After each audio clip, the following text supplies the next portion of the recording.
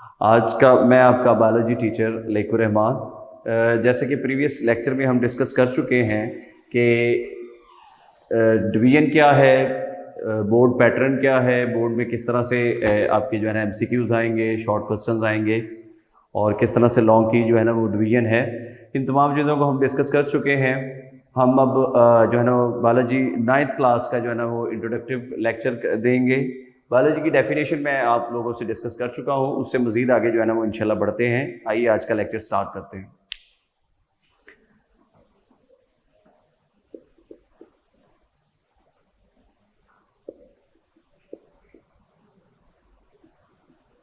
इसके इंट्रोडक्शन में हम बात करते हैं।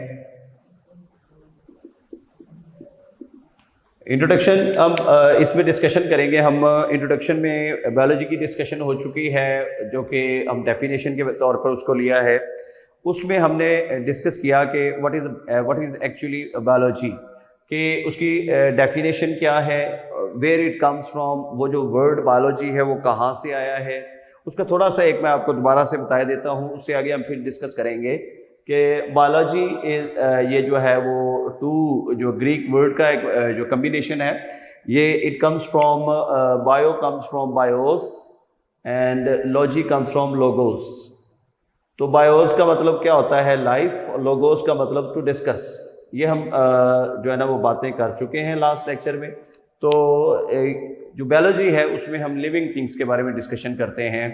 एक्चुअली तमाम जो लिविंग थिंग्स हैं उनकी लाइफ की स्टडी करना, उनमें उनका नॉन लिविंग थिंग्स के साथ भी इंट्रैक्शन है, उसके हवाले से हम जो है वो पढ़ चुके हैं। आगे फर्दर अगर हम जो है ना वो लिविंग थिंग्स की डिवीजन करते हैं, लिविंग थिंग्स हमारे पास जो मेनली हमारे पास कैटेगराइज है वो 3 कैटेगरीज में है। इसमें हमारे पास लिविंग थिंग्स में प्लांट्स मौजूद हैं, इसके अलावा एनिमल्स हैं, और इनके अलावा हमारे पास कुछ ऐसे क्रिएचर्स भी हैं जिनको हम नेकेड आई से नहीं देख सकते, और वो जो क्रिएचर्स हैं उनको हम क्या कहते हैं, micro organisms.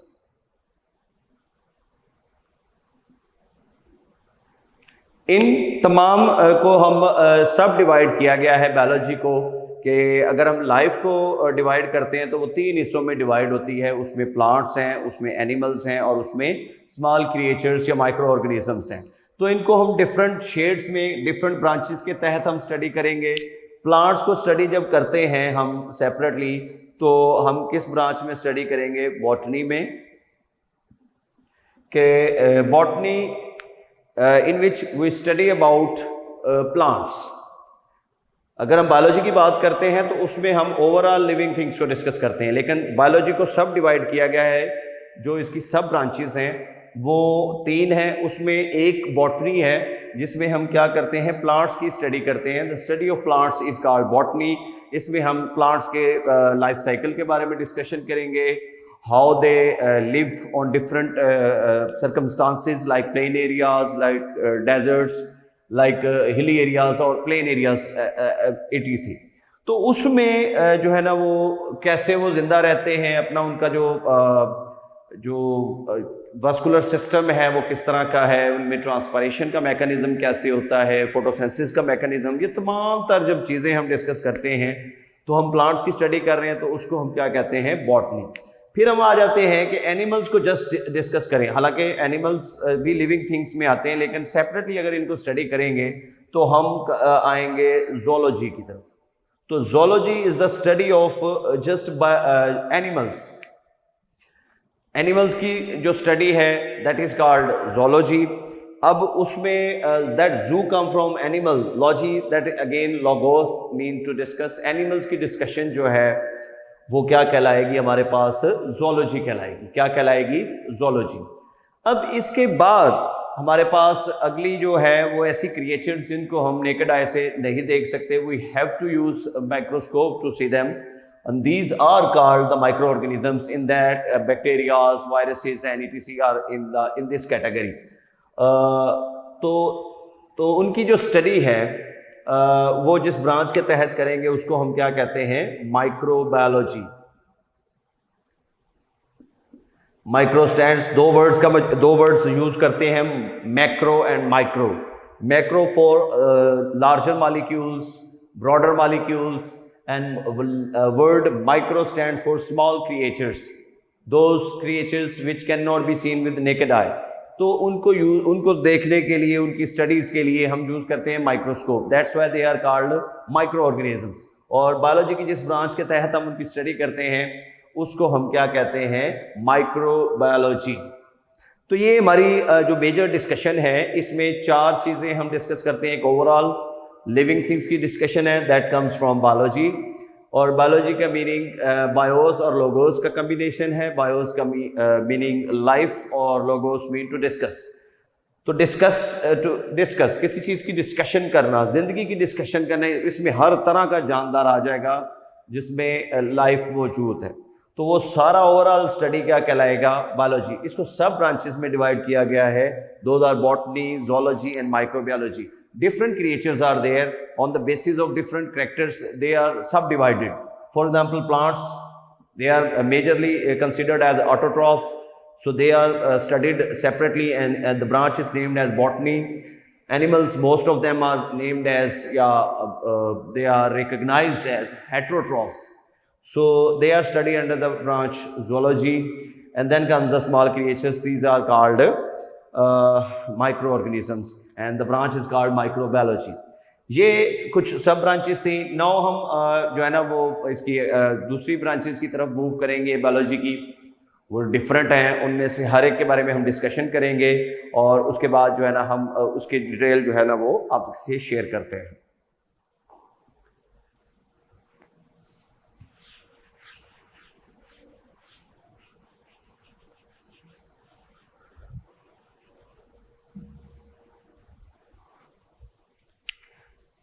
Branches of biology में हम जो है कुछ की डिस्कशन आज करेंगे अपने सेशन में, और बाकी की डिस्कशन नेक्स्ट अपने सेशन में जो है ना वो करेंगे.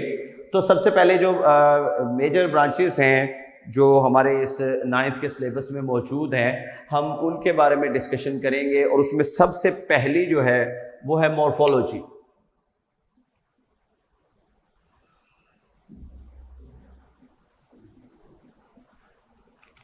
मॉर्फोलॉजी कॉम्बिनेशन है 2 वर्ड्स का. मॉर्फ का मतलब होता है स्ट्रक्चर, लॉजी का मतलब टू डिस्कस. तो इसमें हम लिविंग थिंग्स के स्ट्रक्चर की डिस्कशन करेंगे. We will discuss the structure of living things, how they are form, how they are manufactured, किस तरह से उनमें जो सेल्स हैं वो मौजूद हैं, किस तरह से उनकी जो बॉडी की शेप है, ये सारा कुछ इसमें आएगा. इसमें 2 तरह का जो है वो मेथड आता है. एक हमारे पास एक्सटर्नल स्ट्रक्चर आ जाता है और एक इंटरनल स्ट्रक्चर आ जाता है. तो दोनों कैटेगरीज को डिस्कस करेंगे मॉर्फोलॉजी में. Morphology is a combination of 2 words. Morph का मतलब, meaning of morph, that is structure, and logy mean to discuss. तो स्ट्रक्चर की डिस्कशन जो है वो बायोलॉजी की ब्रांच जो है वो मॉर्फोलॉजी में है. इसमें लिविंग थिंग्स के स्ट्रक्चर की डिस्कशन करते हैं, हाउ दे आर फॉर्म, किस तरह से वो मैन्युफैक्चर्ड हैं, किस तरह से उनकी जो है वो सेल्स की तरतीब है. ये सारा कुछ इसमें जो है ना हम शेयर करते हैं. इसमें दोनों तरह का स्ट्रक्चर आ जाएगा. इसमें इंटरनल स्ट्रक्चर भी है, अंदर के अज्जा ऑर्गन्स कैसे फॉर्म्ड हैं, और एक्सटर्नल स्ट्रक्चर, बॉडी स्ट्रक्चर किस तरह का है, किस तरह से उसमें जो है ना आर्म्स मौजूद हैं या बॉडी लेग्स का स्ट्रक्चर किस तरह का, हर चीज़ की डिस्कशन जब इसमें आ जाएगी, दैट इज कॉल्ड मॉर्फोलॉजी. इसी तरह की एक और जो है वो ब्रांच है हमारे पास, दैट इज कॉल्ड एनाटॉमी.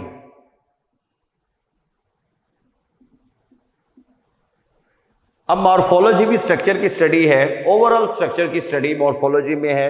लेकिन if we are coming towards some specific structure, and that is the internal structure of any organism, internal structure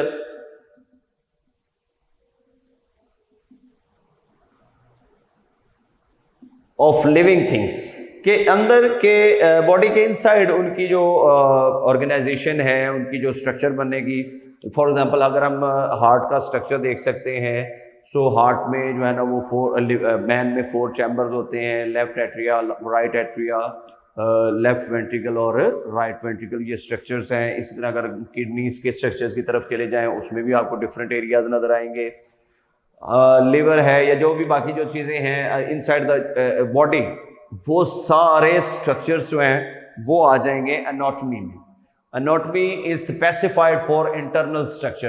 If we are talking about morphology, that is overall structure description of any organism. If we are specified with the internal structures of the living things, we will deal with the anatomy. Anatomy में क्या होगा? The branch of biology in which we study about the internal structures of the living things, how they are formed, how different organs are formed inside, how they are divided into different parts. So actually that is called anatomy. ये हमारा दूसरी branch हो गई. आगे move करते हैं हम third one की तरफ.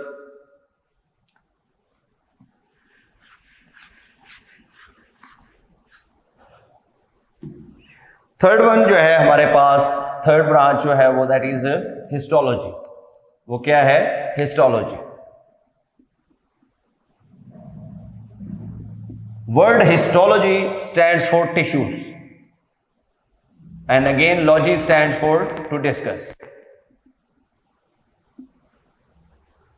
Study of tissues is called histology.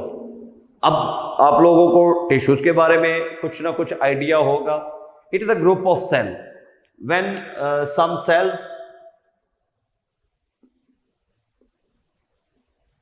combine and work together,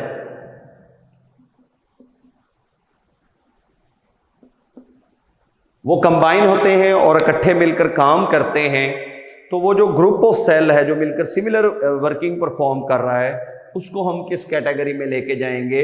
उसको हम कहेंगे group of cell will be named as is called tissue. अब हमारी बॉडी में डिफरेंट टिश्यूज हैं. डिफरेंट आपने epithelial tissues, squamous epithelial tissues, different tissues आपने जो है ना वो डिस्कस की हुई है. वो आगे डिस्कस करेंगे. ये हमारी बॉडी के अंदर डिफरेंट टिश्यूज है जो मिलकर एक ही वर्किंग कर रहे होते हैं, एक ही जो फंक्शन है वो परफॉर्म कर रहे होते हैं. तो वो जो ग्रुप ऑफ सेल है दैट वर्किंग टुगेदर, जो आपस में मिलकर एक ही तरह का काम कर रहे हैं, वो ग्रुप ऑफ सेल क्या कहलाएगा? टिश्यू. तो उन टिश्यूज की जो डिस्कशन है वो हिस्टोलॉजी कहलाती है. Hist stand for the tissues and logy stand for to discuss. So discussion about the tissues is actually called as histology. अब इसी से लिंक जो है वो एक और इससे जो है नेक्स्ट जो है वो है सेल बायोलॉजी.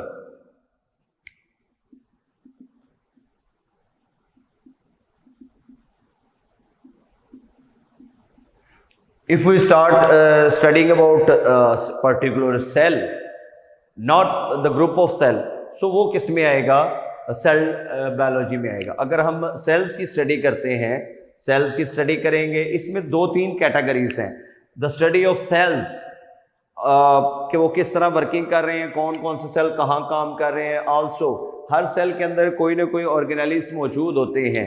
डिफरेंट टाइप के ऑर्गेनेलिज हैं. माइटोकॉन्ड्रिया है, उसमें साइटोप्लाज्म, ये वो सारे मिलकर एक सेल का जो है पूरा स्ट्रक्चर बनाते हैं. तो वो तमाम जो चीज़ें हैं, गोल्जी बॉडीज है, ये सब कैटेगरीज में आएगा सेल ऑर्गेनेलिज में. तो हम सेल बायोलॉजी में सेल ऑर्गेनेलिज की भी स्टडी करेंगे कि उसमें मौजूद जो सेल के उज़विये हैं, हिस्से हैं, वो कौन कौन से हैं.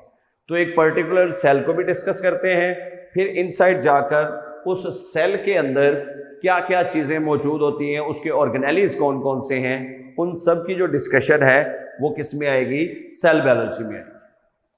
सेल्स, पर्टिकुलर सेल्स की स्टडी है, फिर सेल ऑर्गेनेलिज की स्टडी है. इसके साथ साथ एक और चीज़ भी है. तमाम जानदार जो है वो सेल की डिवीजन से बनते हैं. पेरेंट सेल डिवाइड होते हैं और नए सेल्स बनते चले जाते हैं, उसको कहते हैं सेल डिवीजन. सेल डिवीजन के सेल किस तरह तकसीम होता है? तो सेल की जो डिवीजन है, सेल डिवाइड होता है, मुख्तलिफ तरीके हैं. उसमें दो प्रोसेसेस होते हैं. एक माइटोसिस है, एक मियोसिस है. You have studied in 8th class के, वहाँ थोड़ा बहुत उसका जो है वो डिस्कशन मौजूद है. उसके अंदर क्या होता है कि एक सेल 2 में 2 से 4 और इस तरह से जो है ना वो एक पूरा जानदार डेवलप होता है. इफ़ वी स्टडी के एक जानदार स्टार्टिंग में जस्ट एक सेल पर मुश्तमिल होता है, फिर उसकी डिवीजन होती चली जाती है. जब वो एक पूरा जानदार बनता है तो उसमें ट्रिलियंस ऑफ सेल्स मौजूद होते हैं. तो वो कैसे हुए? वो थ्रू सेल डिवीजन है. तो इन 3 चीज़ों की जब हम स्टडी करेंगे तो we are actually dealing cell biology.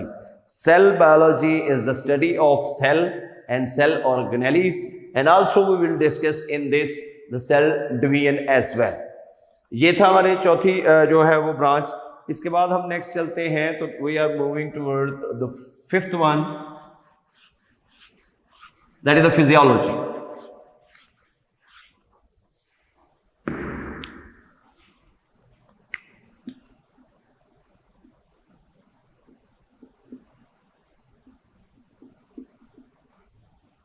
Physiology physical working से निकला है, काम से निकला है, वर्क से निकला है कि जो मुख्तलिफ किस्म के जो ऑर्गन्स हैं किसी भी living organism. For example we are talking about the human being.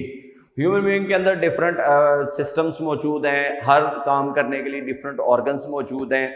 Organs, अब दिल पूरे जिस्म के काम नहीं करता. दिल का काम क्या है? पंपिंग ऑफ ब्लड है. ऑक्सीजनेटेड ब्लड बॉडी की तरफ मूव किया जाता है और डीऑक्सीजनेटेड ब्लड बॉडी से कलेक्ट किया जाता है. ये वर्किंग किसकी है? हार्ट की है. तो वर्किंग और the functions of different organs,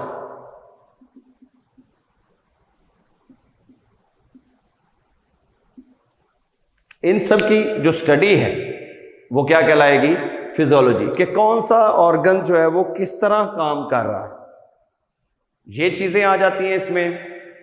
अब इसमें हम बात करते हैं कि हमारा लीवर उसका अपना काम है, किडनी जो है वो उसका काम जो है वो डायलिसिस से है. हमारी बॉडी के अंदर जो एक्स्ट्रा मटेरियल होता है उसको डायलाइज करके तो बॉडी से बाहर निकालना होता है.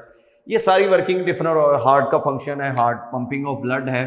हार्ट की जो वर्किंग है उसको क्या कहते हैं? Pumping of blood. इसमें दो तरह की कैटेगरीज होती है. एक ब्लड जो है वो बॉडी से कलेक्ट किया जाता है और बॉडी को दिया भी जाता है. तो तमाम तरह वर्किंग किसकी है? ब्लड. अब ये जो वर्किंग है ये हार्ट की है, ये किडनी नहीं कर रहा. तो इसका मतलब है इसका जो स्पेसिफिक वर्क है हार्ट का वो हार्ट के साथ स्पेसिफाइड है. It will not be done by the liver, it will not be done by the kidneys. तो ये सारी चीज़ें इसमें हमारे डिस्कशन में आएंगी और इसमें हम जो है वो फंक्शंस बॉडी के जो प्रॉपर्टीज़ हैं, फिजिकल प्रॉपर्टीज़ या working of any organs present inside the body, जब हम उसकी स्टडी करेंगे तो हम कौन सी ब्रांच को डील करते हैं? Physiology. Physiology that is physical phenomena से जो है ना वो हमारे पास हासिल होती है. इसके बाद हमारे पास नंबर 6 ब्रांच हमारे पास जो है वो जेनेटिक्स है. Number 6 is genetics. जेनेटिक्स एक ऐसी ब्रांच है जिसमें हम करैक्टर्स की ट्रांसफॉर्मेशन के बारे में डिस्कशन करते हैं. How the properties converted from parents to their offsprings. तो वो जो स्टडी है inheritance, in other words we can say that one, inheritance की स्टडी जो है वो जेनेटिक्स में आएगी कि हम किस तरह से जो प्रॉपर्टीज हैं करैक्टर्स, किस तरह से करैक्टर्स और ट्रांसफर टू ऑफस्प्रिंग्स. तो ये सारा मैकेनिज्म हम इसमें डिस्कस करेंगे कि किस तरह से ऑफस्प्रिंग में वालदैन से करैक्टर्स जो हैं वो ऑफस्प्रिंग में मूव करते हैं. तो वो जेनेटिक्स में है. अब इसमें कुछ कैटेगरीज हैं, खास किस्म के वर्ड्स हैं, genes. Genes you know are the major things which can transfer characters because all the properties are present on them. Genes तमाम जो मटेरियल होता है, जो हेरिडिटरी मटेरियल होता है उसको कैरी करते हैं और यही जीन्स जो है वो एक नस्ल से दूसरी नस्ल में मुंतकिल होते हैं और वो उसमें तमाम जो अगले जानदार हैं उनके अंदर वो करैक्टर्स को क्या करते हैं? मूव करवाते हैं. तो इसमें डिफरेंट मैकेनिज्म आ जाते हैं. इसमें सेल डिवीजन भी है. सेल डिवीजन के जरिए से भी करैक्टर्स, जो पेरेंट सेल है उससे नए सेल बन रहे हैं, तो वो जो तमाम करैक्टर पेरेंट सेल के थे वो उसमें मूव हो रहे हैं. तो वो जेनेटिक्स के अंदर ये एक वास्ट फील्ड है. तो characters, how characters are transferred from offspring to their from parents to their offsprings, we will discuss in genetics. Genetics के अंदर हम इस चीज़ की डिस्कशन करते हैं. इसमें जो इनहेरिटेंस है, जो वरासत है, वालदैन से औलाद में मुंतकिल होने वाली जो खसूसियात हैं, उनकी स्टडी जेनेटिक्स कहलाती है। जीन्स इसमें मेजर किरदार अदा करते हैं because they carries the information from parents to the offspring. तो study of genes and transfer of characters from parents to offspring is called genetics। इसके बाद हमारे पास नेक्स्ट जो है वो हम जो डिस्कस करेंगे that is the embryology. Number 7,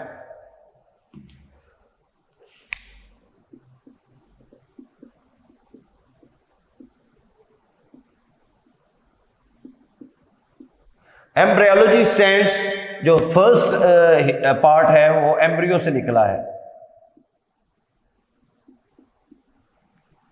embryo कैसे फॉर्म होता है?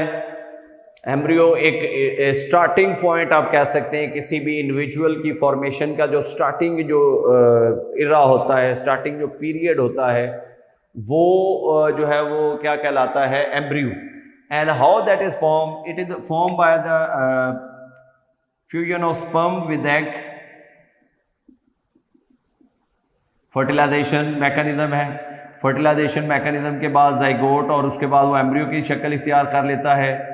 तो उस स्टेज से लेकर जाइगोट एम्ब्रियो की शक्ल इख्तियार कर लेता है। इस embryo then this embryo is converted into a individual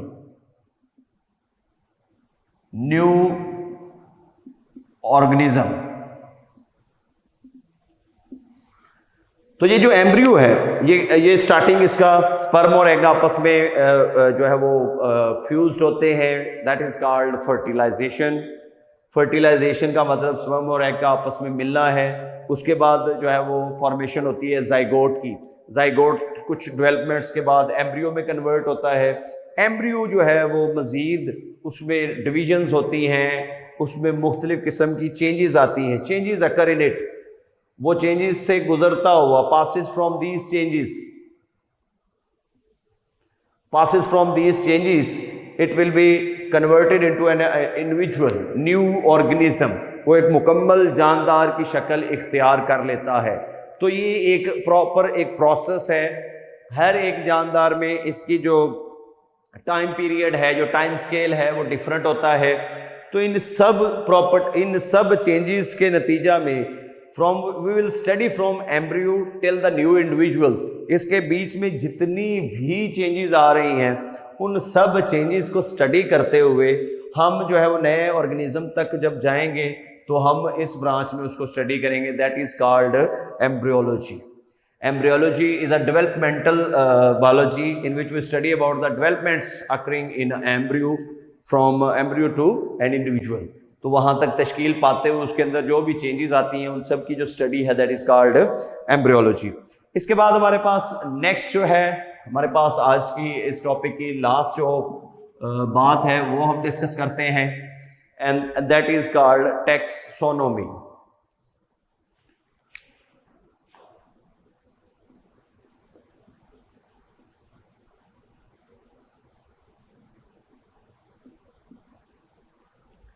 taxonomy, अब हमारे पास नंबर ऑफ ऑर्गेनिजम्स मौजूद होंगे, तो हर एक ऑर्गेनिज्म को हम सेपरेटली इंडिविजुअली स्टडी करेंगे तो it will take lots of time and it is a very difficult, in other words we can say that one it is an impossible work to do that, to study every organism living on this earth. इस चीज से बचने के लिए उनको फिर classified किया जाता है, उनके ग्रुप्स बनाए जाते हैं। तो टैक्सोनॉमी जो है वो branch that deals with the classification of organisms.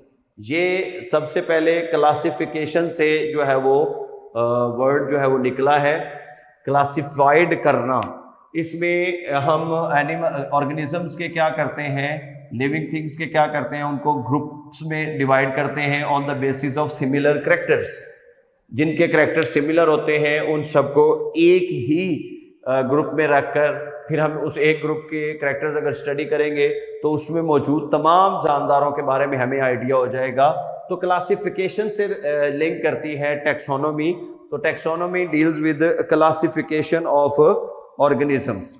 तो इसमें जो सबसे बड़ी जो बात है वो क्लासिफिकेशन ये है कि इसमें सबसे पहले तो हम ग्रुप्स में इसको डिवाइड करते हैं। ग्रुप्स में डिवाइड करने के फिर बाद हम इनको जो है वो साइंटिफिक नेम भी देते हैं,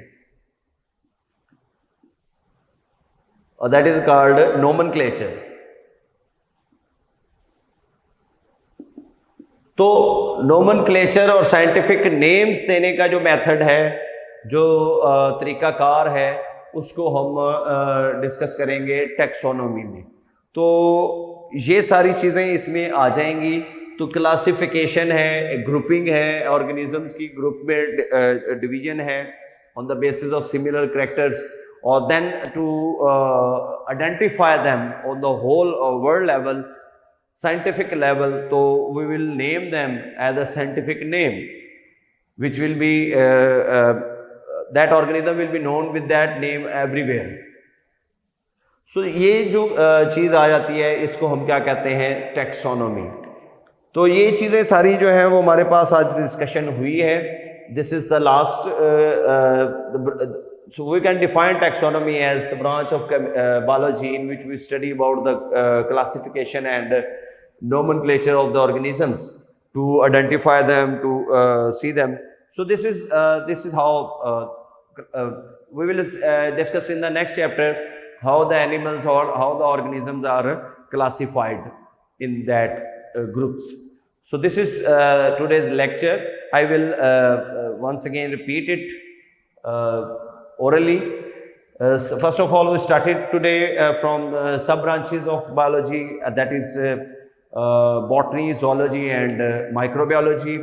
All plants are studied under botany, all animals are studied under zoology, and those creatures which cannot be seen with the naked eye are जो है ना classified as microorganisms, and they are studied under a separate sub branch that is called microbiology. Microbiology is the branch of biology in which we study about the microorganisms. We have a number of examples of microorganisms, that's bacteria, viruses and so on.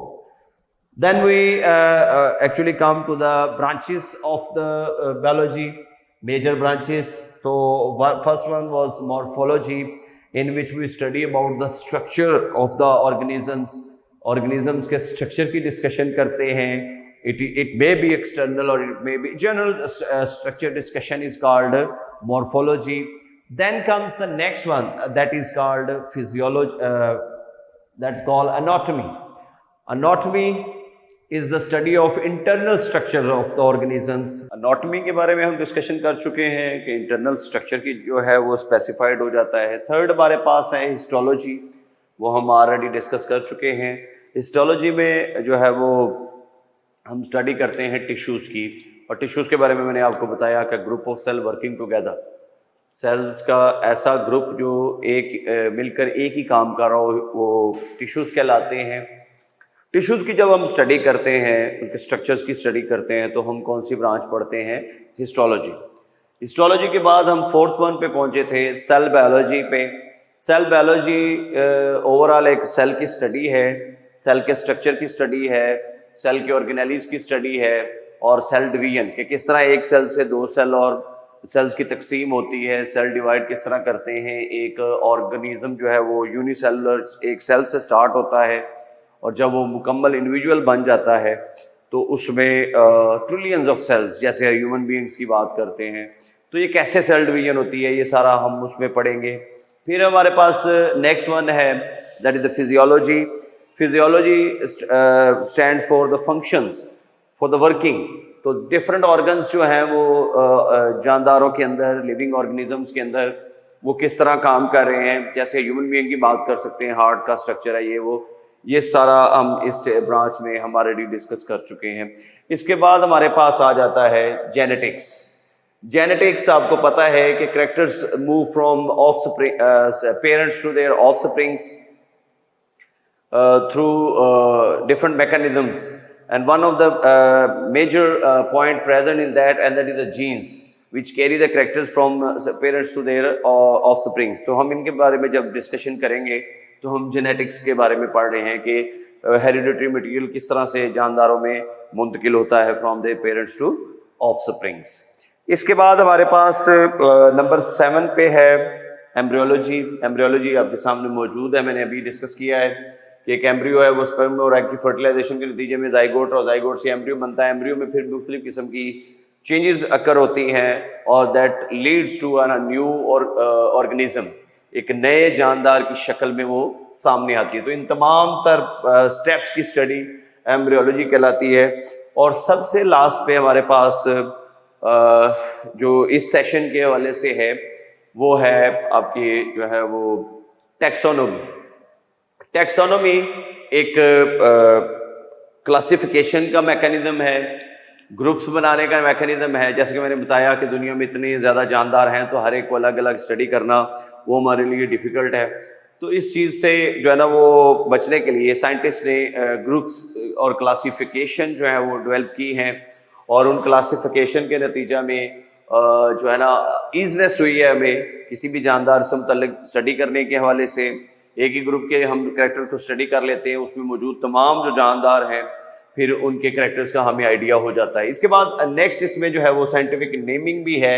Her different areas में किसी भी चीज़ को different name दिया जाता है। तो scientific level पर सभी चीज़ों को एक नाम दिया जाता है जो साइंटिफिक लेवल पर जो है ना उसी नाम से उस जानदार को, उस ऑर्गेनिज्म को पहचाना जाता है। ये सारी चीज़ें इसमें हैं। तो इंशाल्लाह जो है वो नेक्स्ट जो ब्रांचेज हैं उनमें मजीद डिटेल नेक्स्ट सेशन में डिस्कस करेंगे। आज के लिए हमारे ये जो है ना सेशन के इतना ही है। उम्मीद है आप लोगों को जो है ना क्लियर हो गया होगा कॉन्सेप्ट। अल्लाह हाफिज़।